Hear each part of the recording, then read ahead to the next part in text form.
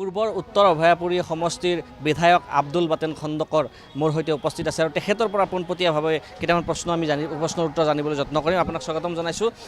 আপোনাৰ যিটো সমষ্টি আছে সেইটো সমষ্টি আপোনাৰ প্ৰায় সংখ্যালঘু অধ্যুষিত আপোনাৰ সমষ্টি আৰু এই সমষ্টিটোত প্ৰায় 90% পৰা 95% আপোনাৰ সংখ্যালঘু ভোটাৰ আছে আৰু সভাপতি সলনি হোৱাৰ লগে লগে আপোনাৰ বিভিন্ন ধৰণে আপোনাৰ আব্দুল বাতেন খণ্ডকৰ আপুনি নিজে তাৰ সমান্তৰালকৈ আপোনাৰ কেইবাগৰাকী কংগ্ৰেছৰ নেতাৰ নাম আহিছে য'ত আপোনাৰ সমষ্টিটোত এতিয়া চকু থকা বুলি উল্লেখ কৰিছে। এই মুহূৰ্তত আপুনি কি প্ৰতিক্ৰিয়া দিব? সভাপতি সলনি হোৱাৰ পিছত আপোনাৰ সমষ্টিটোৰ দৃশ্যপট সলনি হ'ব নেকি? সভাপতি সলনি হোৱাৰ ক্ষেত্ৰত আপোনালোকে সকলোৱে গম পায় যে এই ক্ষেত্ৰত বিধায়কসকলে এটা অগ্ৰণী ভূমিকা লৈছিলে আৰু মই বৰ্তমান বিধায়ক। বুজিছেতো কথাখিনি বুজি ল'ব।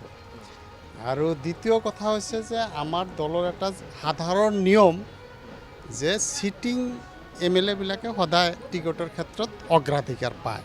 এইখিনি কথা আমাৰ যিখিনি ক'লোঁ মানে আপুনি যিখিনি ক'লে তাৰ পৰিপ্ৰেক্ষিতত ক'লোঁ। আৰু দ্বিতীয় যিটো এংগল যে কোনোবা আহে নেকি বা জ্যেষ্ঠ কোনো নেতা আহে নেকি, আমাৰ দলৰ পৰা যাকে টিকেট মানে দিব আমি সকলোৱে মিলিজুলি তাৰ হৈ পেলাই কাম কৰিম। মই পালেও সকলোৱে সমৰ্থন কৰিব, বেলেগে পালেও আমি সমৰ্থন কৰিম। ঠিক তেনেকুৱা এটা ফৰ্মুলাত আমি কাম কৰিম, দলৰ হকে কাম কৰিম। আব্দুল খালেক তেখেত আপোনাৰ প্ৰাক্তন বৰপেটাৰ সাংসদ আৰু তেখেতৰ নামটো চৰ্চাত আছে যে সৃজনগ্ৰাম সমষ্টি 2026-ত কংগ্ৰেছৰ ফালৰ পৰা হয়তো তেখেতৰ টিকট দিয়া হ'ব, এই ধৰণৰ চৰ্চা চলি আছে। এতিয়া যদি তেখেতক টিকট দিয়া হয় তেতিয়াহ'লে ক'ৰবাত নহয় ক'ৰবাত আপুনি আপোনাৰ সমষ্টিটো হেৰুৱাব লাগিব। তেনে ক্ষেত্ৰত বিসম্বাদ হ'ব নেকি কংগ্ৰেছত? কোনো ধৰণৰ বিসম্বাদ নহয়। আব্দুল খালেক ডাঙৰীয়া জ্যেষ্ঠ নেতা। যদি হাইকমাণ্ডে তেখেতক প্ৰাৰ্থী হিচাপে প্ৰক্ষেপ কৰে আমাৰ ক'বলগীয়া একো নাথাকে, আমি তেখেতক সহযোগ কৰিম। কিন্তু তেখেতৰ এটা ইণ্টাৰভিউ মই মাজতে চালোঁ যে তেখেতে 3টা সমষ্টিৰ নাম ক'লে, চেঙা ক'লে, মন্দিয়া ক'লে আৰু সৃজনগ্ৰাম সমষ্টিৰ কথা ক'লে যে এনেকুৱা এই 3টা সমষ্টিত কিছুমানে তেখেতৰ নামটো উল্লেখ কৰি আছে। সেইখিনি গম পালোঁ। গতিকে ক'ত হাইকমাণ্ডে তেখেতক মানে টিকট দিব তাত আমি নাজানো, এইটো হাইকমাণ্ডৰ নলেজতহে আছে। কিন্তু কিবা কাৰণত যদি সৃজনগ্ৰামত দিয়ে বিসম্বাদৰ কোনো সম্ভাৱনা নাই, আমি তেখেতৰ হৈ কাম কৰিম, তেনেকুৱা কোনো। পঞ্চায়ত নিৰ্বাচনত আপোনাৰ আমি দেখিছিলোঁ যে কংগ্ৰেছ পঞ্চায়তত কংগ্ৰেছৰ আপোনাৰ এক প্ৰকাৰ ধূলিসাৎ হৈছে। আপোনাৰ সমষ্টিটো আমি দেখিছোঁ যে কংগ্ৰেছৰ চিট বিশেষকৈ জিলা পৰিষদৰ ক্ষেত্ৰত নাই বুলিয়ে ধৰিব পাৰি। তেনে ক্ষেত্ৰত আৰু সেই সময়ত আপুনি বাহিৰত থকা বুলি উল্লেখ কৰিছিল। অৰ্থাৎ এনেকুৱা হৈছে নেকি যে বিসম্বাদটো কংগ্ৰেছৰ উকমুকনি যিটো বিসম্বাদ আছে সেইটো পঞ্চায়ত নিৰ্বাচনতে হৈ গৈছে? নাই, তাৰমানে ঘটনাটো মই আপোনাক কওঁ। তাৰমানে মই যোৱা 2024 চনৰ অক্টোবৰ মাহত হজত যাম বুলি দৰখাস্ত কৰিছিলোঁ।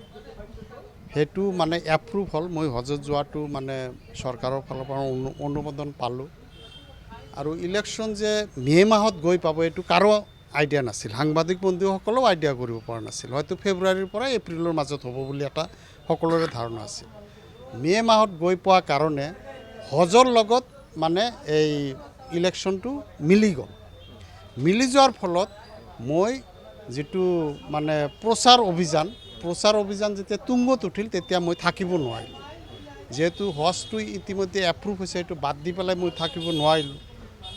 আৰু সেইকাৰণে একাংশ কংগ্ৰেছৰ, গৰিষ্ঠ সংখ্যক নহয়, একাংশ কংগ্ৰেছৰ নেতাই মানে তেওঁলোকে প্ৰকাশ্যে AGP BJP সমৰ্থিত নিৰ্দলীয় প্ৰাৰ্থীক সমৰ্থন কৰি পেলাই নিৰ্বাচনত অংশগ্ৰহণ কৰিলে।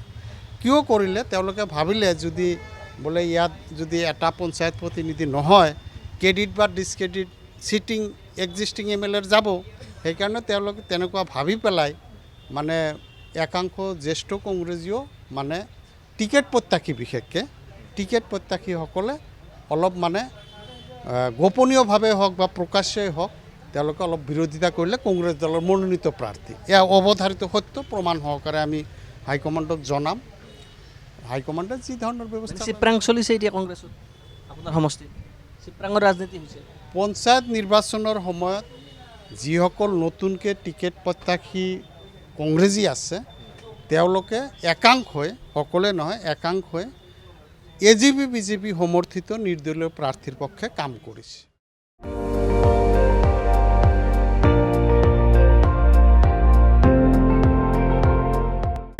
আপুনি চাই আছে ND24 সৰ্বশ্ৰেষ্ঠ নহয় সৰ্বোত্তমৰ দৌৰ।